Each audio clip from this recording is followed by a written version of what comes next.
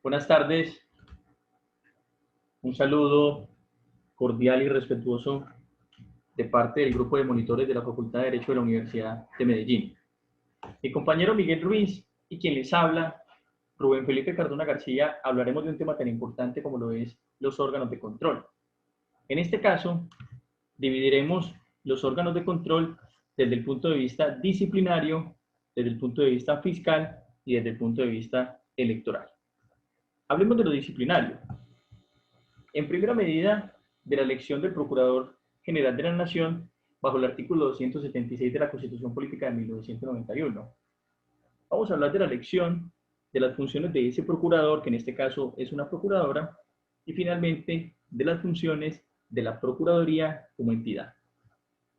Referente a la elección del procurador, tenemos que por Constitución, y quien es el encargado de elegir al procurador es el Senado de la República, para un periodo de 4 años, y las ternas las integrará o las conformará, primero, la Presidencia de la República, segundo, la Corte Suprema de Justicia, y finalmente, el Consejo de Estado.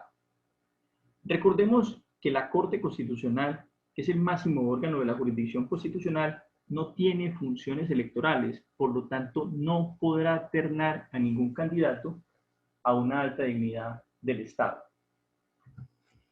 Referente a las funciones de la Procuraduría, pero antes de ello, hablemos de las funciones del Procurador. El artículo 277 de la Constitución Política de Colombia expresa las funciones del Procurador. Primero, vigilar el cumplimiento de la Constitución, de las decisiones judiciales y de los actos administrativos. En segundo lugar, defender los intereses de la sociedad. En tercer lugar, defender los intereses tanto de la sociedad como también del medio ambiente. Y en cuarto lugar, garantizar la efectividad de los derechos humanos en compañía del defensor del pueblo. Estas son las funciones básicas de la Procuraduría General de la Nación como entidad. La primera, la función de prevención; la segunda, la función de intervención; y la tercera, la función disciplinaria o sancionatoria. ¿Qué implica la función de prevención? La función de prevención, como bien aparece en el sitio web de la Procuraduría, implica prevenir antes que sancionar. Es decir, la Procuraduría vigilará la actuación y advertirá posibles faltas disciplinarias en las que pueda incurrir un servidor público. Es una función muy importante. Primero se previene para después intervenir y finalmente sancionar. La función de intervención consiste en que la Procuraduría General de la Nación como sujeto procesal podrá intervenir ante las altas cortes, ante el Consejo de Estado, ante la Corte Constitucional, ante la Corte Suprema de Justicia, incluso ante el Consejo Nacional Electoral, las autoridades administrativas y de policía, siempre y cuando el procurador lo considere necesario para garantizar el cumplimiento y la efectividad de las garantías y derechos fundamentales. Y la función disciplinaria ya no solamente es una intervención, sino también es una sanción a aquellos servidores públicos que han cometido una falta disciplinable que amerite sanción descrita en el Código Disciplinario Único, la Ley 734 del año 2002, que fue modificada a través de la Ley 1952 del año 2019, que es el nuevo Código Disciplinario Único. Referente a la Defensoría del Pueblo, el artículo 281 nos habla de que el defensor del pueblo es elegido por la Cámara de Representantes, igualmente como el procurador, para un periodo de 4 años, pero ojo, la terna cambia, porque en este caso la terna única y exclusivamente la propone el presidente de la República. Ya no hablamos de la Corte Suprema de Justicia, ni mucho menos del Consejo de Estado. Estas son las funciones básicas de la Defensoría del Pueblo. Primero, proteger los derechos humanos y la libertad de todas las personas frente a actos, amenazas, injusticias, arbitrariedades, negligencias que provengan de una autoridad o de un particular. En segundo lugar, divulgar los derechos humanos y recomendar las políticas para su enseñanza. No basta entonces con divulgar, sino también en mayor medida enseñar a que la población colombiana cumpla con la garantía fundamental de los derechos humanos. Finalmente, invocar el derecho de habeas corpus e interponer las acciones de tutela. En el caso del habeas corpus, hay que hacer varias precisiones. Primero, es un mecanismo constitucional, es una acción constitucional. Segundo, se puede interponer ante cualquier juez de la República. Recordemos el famoso control difuso de carácter particular y concreto, donde cualquier juez de la República cumple el papel de juez de tutela, incluso también para poder recibir los trámites que devengan del habeas corpus. Y en tercer lugar, el habeas corpus se interpone cuando una persona considera que está privada injustamente de la libertad. Y el juez de la República tendrá 36 horas para poder decidir este habeas corpus. En el marco de las acciones constitucionales, encontramos, por ejemplo, el habeas corpus como recordatorio, la acción de tutela, la acción de cumplimiento, la acción pública de inconstitucionalidad, la acción popular y finalmente la acción de grupo. Algunos dicen que el derecho de petición, y con ello estoy de acuerdo. Ahora pasemos a analizar la Contraloría General de la República. Y como bien hemos venido trabajando la elección del Contralor, ya hablamos de la elección del Procurador, Senado de la República. Hablamos de la elección del Defensor del Pueblo, Cámara de Representantes. Ahora vamos a hablar de la elección del Contralor General de la República. El artículo 141 de la Constitución Política nos habla de que el Contralor de la República será elegido por el Congreso en pleno por mayoría absoluta. Igualmente, el Contralor tiene un periodo de 4 años, pero frente a la integración ya no es por ternas. Ya no es por una terna del presidente de la República, de la Corte Suprema de Justicia, ni del Consejo de Estado, sino que es una integración a través de la convocatoria pública, como bien lo establece el artículo 126 de la Constitución Política. Estas son algunas de las funciones de la Contraloría. La función más importante es la vigilancia de la gestión fiscal, es decir, cómo se manejan los recursos, cómo se destinan los recursos y finalmente cómo se ejecutan los recursos o los bienes públicos. La segunda función es el tema de la evaluación de los resultados que obtuvieron las instituciones que utilizan dineros públicos. Aquí hay unos parámetros: la economía, la eficiencia, la equidad y, por supuesto, la sostenibilidad ambiental. Como última función es la imposición de las sanciones derivadas del ejercicio de la vigilancia. ¿Qué quiere decir esto? De que la Contraloría, tanto nacional, la que tiene su sede en Bogotá, tanto distrital como territorial, podrá sancionar a través de esos fallos de responsabilidad fiscal aquellos servidores públicos que utilicen recursos públicos o incluso utilicen bienes de uso público, bienes públicos, por haber cometido un detrimento patrimonial. Muchas gracias. Los dejo con mi compañero Miguel Ruiz, quien les hablará de la auditoría del Consejo Nacional Electoral y de la Registraduría Nacional del Estado Civil. Muchísimas gracias.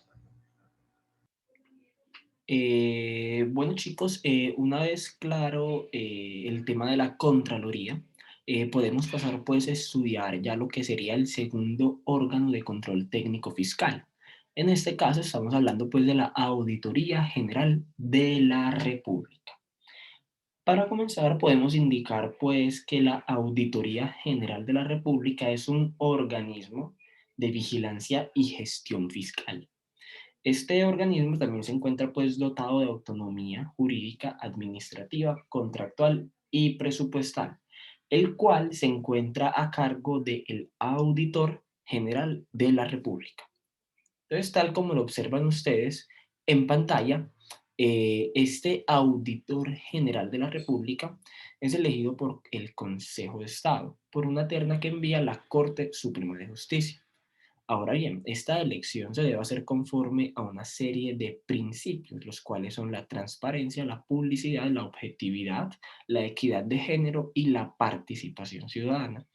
Y este Auditor General de la República es elegido para un periodo de 4 años. Ahora bien, Del auditor general también podemos indicar otros aspectos, otros requisitos en cuanto a su elección.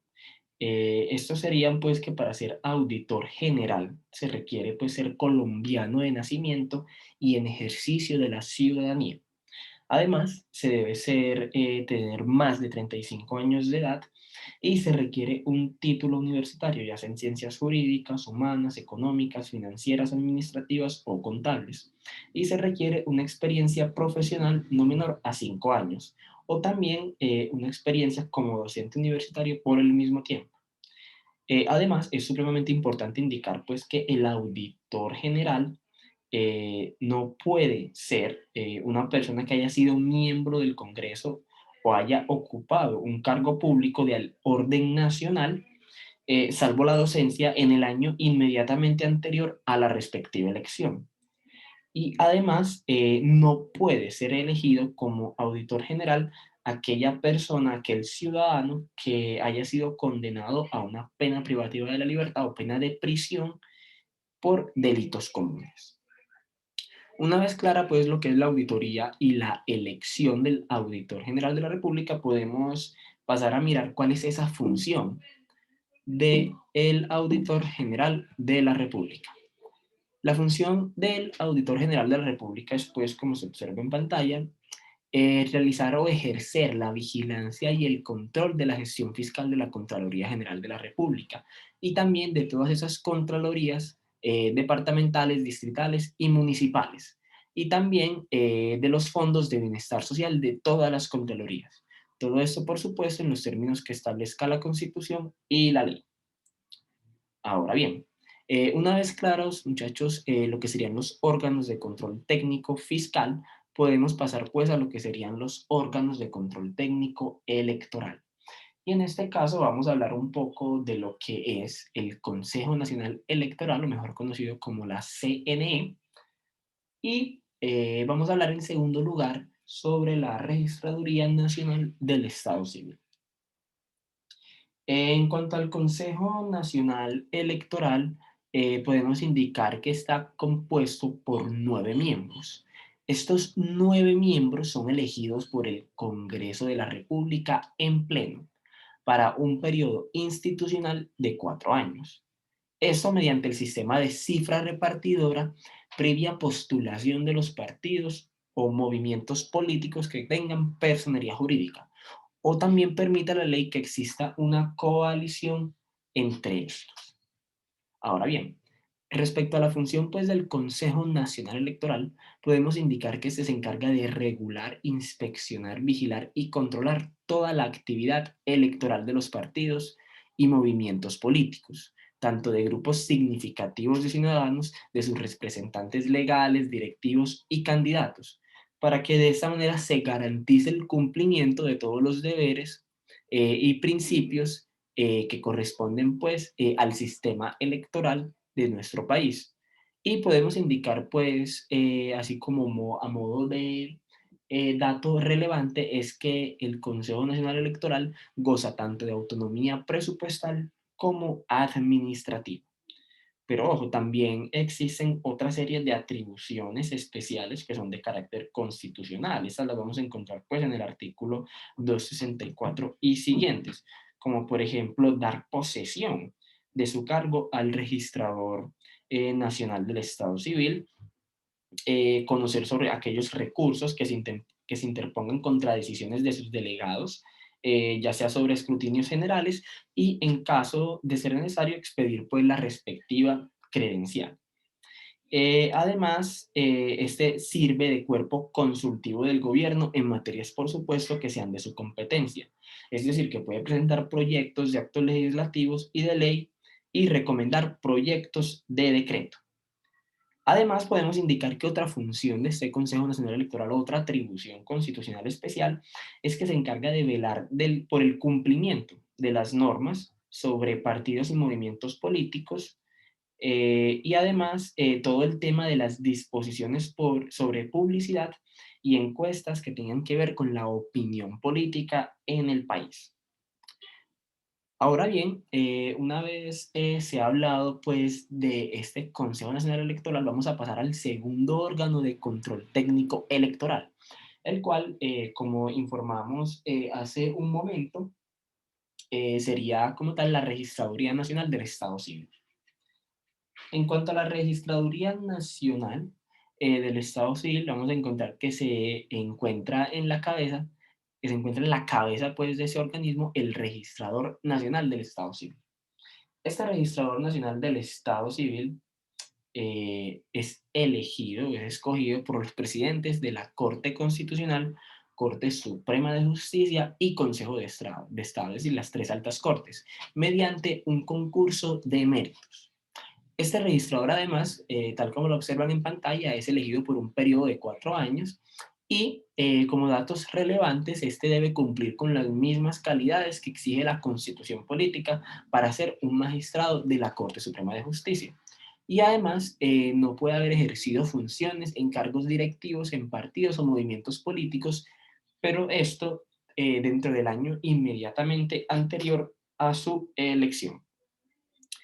Al referirnos un poco sobre las funciones de la Registraduría Nacional del Estado Civil, podemos indicar que esta se encarga de adoptar las políticas del registro civil en Colombia, atender todo lo relacionado con la adopción, ejecución y control de los planes y programas propios del registro civil, todo esto con miras a garantizar el óptimo funcionamiento de este.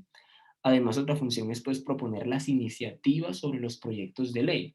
Los presenta pues a consideración del Consejo Nacional Electoral o CNE por conducto, por supuesto, del registrador nacional, así como a todos aquellos decretos y demás normas que se encuentren relacionadas con el Estado civil. Ahora bien, podemos indicar pues otras funciones de la Registraduría Nacional del Estado Civil, como por ejemplo coordinar y armonizar con los demás organismos y entes del Estado las políticas de desarrollo y consulta en materia de registro civil. Otra función, por ejemplo, podría ser que adelanta la inspección y vigilancia de los servicios de registro del Estado civil de las personas. Y ya otra función supremamente importante para culminar es que se encarga de dirigir y organizar el proceso electoral y todos aquellos demás mecanismos de participación ciudadana, así como elaborar los respectivos calendarios electorales. De esta manera, pues chicos, hemos hablado lo que serían las funciones más importantes de la Registraduría Nacional del Estado Civil, así como la elección del registrador nacional. Antes de culminar, por supuesto, me gustaría dar un dato supremamente interesante en cuanto a la CNE o Consejo Nacional Electoral. Y es que, como indicamos anteriormente, estaba compuesto por 9 miembros que son elegidos por el Congreso de la República en pleno. Sin embargo, debemos tener en cuenta que mediante el Acto Legislativo 03 de 2013, de 2017, perdón, y además por providencia de la Corte Constitucional número 499 también del mismo año, es decir, 2017, se establece la designación de manera transitoria de un delegado de las FARC-EP ante el Consejo Nacional Electoral para que éste pueda participar en las deliberaciones que realice este órgano de control técnico electoral. De esta manera hemos pues culminado este video. Espero que haya sido de mucha claridad. No olviden pues seguirnos en nuestras redes sociales y específicamente en nuestro canal de YouTube y en Instagram nos pueden encontrar como monitores-derecho UDM. Espero que haya sido pues de su agrado y hasta una próxima ocasión.